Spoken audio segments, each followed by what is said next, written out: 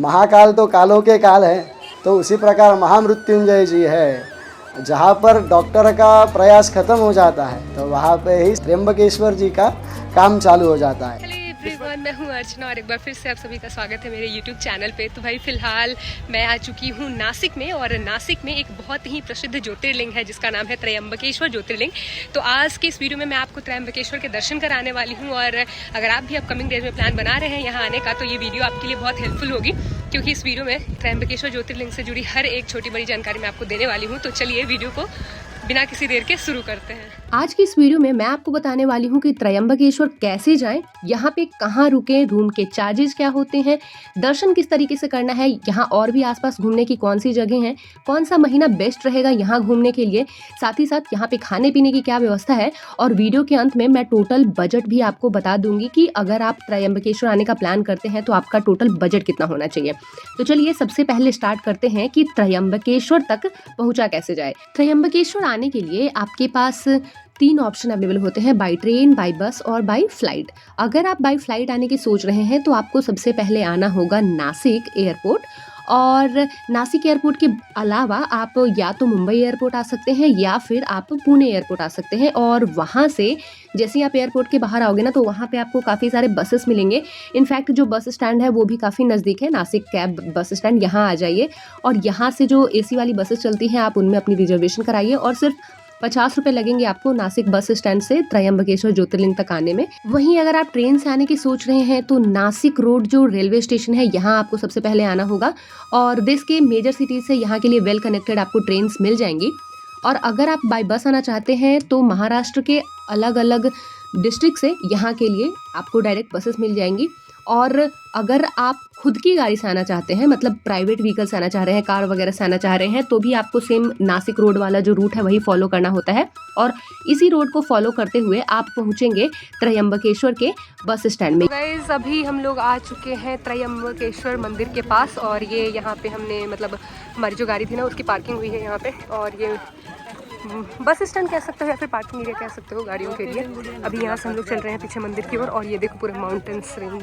त्र्यंबकेश्वर का जो bus stand है यहाँ से मुश्किल से आपको 500 मीटर जो वॉकिंग डिस्टेंस है उसको कवर करना है, और जैसे ही आप 500 मीटर कवर करते हो ना तो फिर आप मेन मार्केट में पहुँच जाते हो, जहाँ से आप फूल प्रसाद वगैरह ले सकते हो। पूजा पाठ के बहुत सारे सामान भी मिल रहे हैं, और ये पास में बहुत सारे होटल हैं, जैसे ये देखो कृष्णा होटल, एक वीरा पैलेस, बहुत सारे होटल्स वगैरह भी हैं, रुकने के लिए कोई दिक्कत नहीं है यहाँ। और कुछ होटल्स के नंबर ना, गजानन पैलेस, कुछ होटल्स के नंबर मैं डिस्क्रिप्शन बॉक्स में दे दूँगी, ताकि अगर कभी आप आओ और अगर आपको इधर रुकना हो तो आप इधर रुक सकते हो इन्हीं होटल्स में। होटल्स में रुकने के लिए आपको 800 से 1200 रुपए पे करने होंगे पर नाइट के हिसाब से, लेकिन अगर आप चाहें तो आप भक्त निवास में रुक सकते हैं।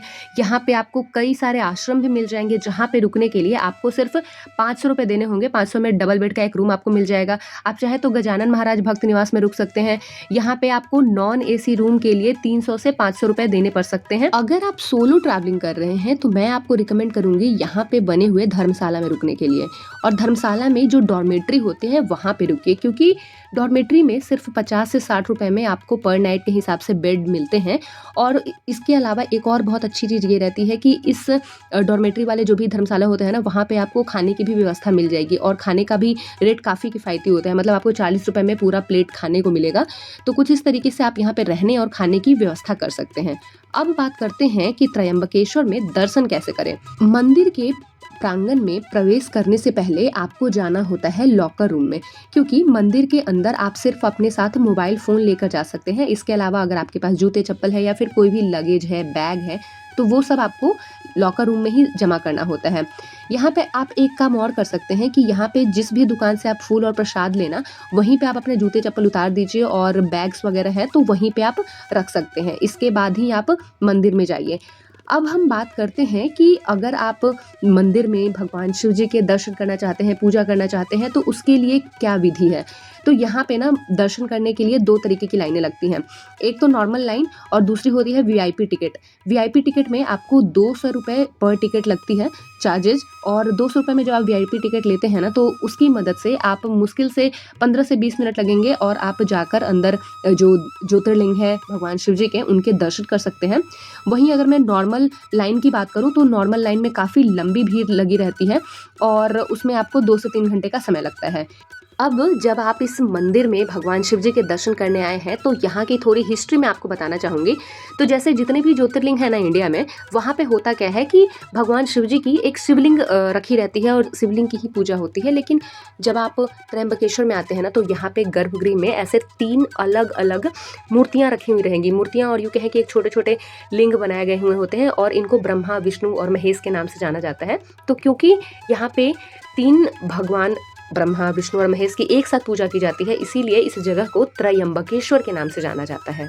तो ये अभी हम लोग मंदिर से दर्शन करके आ गए हैं और ये मंदिर का पूरा परिसर है, आप देख सकते हैं। ये मेन गेट है, मतलब इससे इस गेट से ना आप एग्जिट होते हो और उधर वाला जो गेट है उससे आप इन करते हो, इस गेट से एग्जिट होते हो। और यहाँ पे आरती लिखा हुआ है, ओमकार जय, ओम जय शिव ओमकारा। यहाँ पीने का पानी है, फोटो वगैरह क्लिक करा सकते हैं आप इधर ही। ज्योतिर्लिंग के दर्शन करने के बाद अब बात करते हैं कि मंदिर के आसपास और कौन सी जगह हैं जिसे आपको बिल्कुल भी मिस नहीं करना चाहिए। तो इस कड़ी में सबसे पहले जो नाम आता है वो है कुशावर्त तीर्थ का। यहाँ पे एक जलाशय है जहाँ पे ऐसा कहा जाता है कि ज्योतिर्लिंग के दर्शन करने से पहले यहाँ आप नहा लें, उसके बाद मंदिर में जाएं दर्शन करने।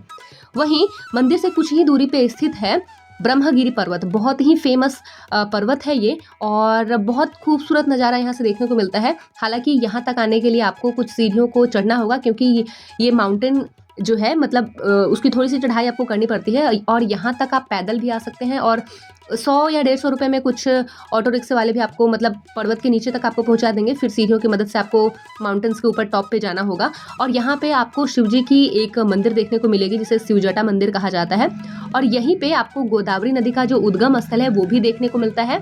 साथ ही साथ ब्रह्मगिरी का जो मुख्य दर्शन है वो भी आपको यहाँ से होता है।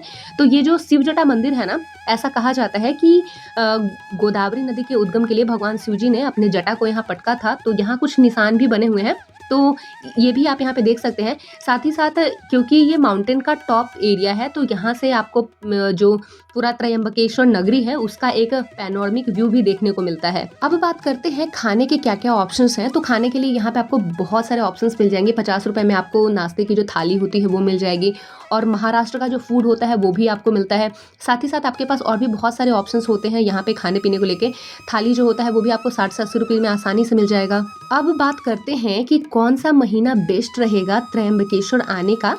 तो देखिए, अगर आप भीड़ भाड़ से बचना चाहते हैं तो नॉर्मली अक्टूबर से मार्च का जो मंथ होता है वो बहुत फेवरेबल होता है। मौसम भी काफ़ी प्यारा होता है, नज़ारे काफ़ी सुंदर यहाँ के दिखाई देते हैं, तो इसलिए अक्टूबर से मार्च आइए।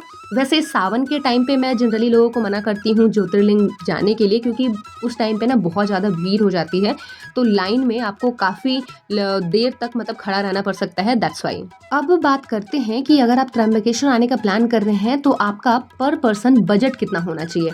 तो ऑन एन एवरेज आप मान के चलिए कि 3500 रुपये कुल खर्च आते हैं पर पर्सन का, जिसमें मैंने सारी चीज़ों को इंक्लूड कर रखा है, जिसमें आपका ट्रैवलिंग चार्ज हो जाएगा, रुकने का हो जाएगा, खाने का हो जाएगा, दर्शन करने का हो जाएगा। तो 3500 एक मिनिमम बजट मैंने आपको बता दिया है इस यात्रा को कंप्लीट करने के लिए।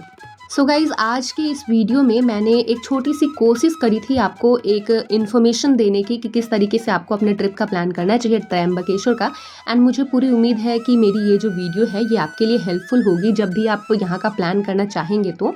लेकिन इसके अलावा भी अगर आपके पास कोई भी क्वेरी है, कोई भी क्वेश्चन है तो आप कमेंट सेक्शन में ज़रूर कमेंट कीजिए एंड मेरी पूरी कोशिश रहेगी कि मैं आपकी मदद कर पाऊँ।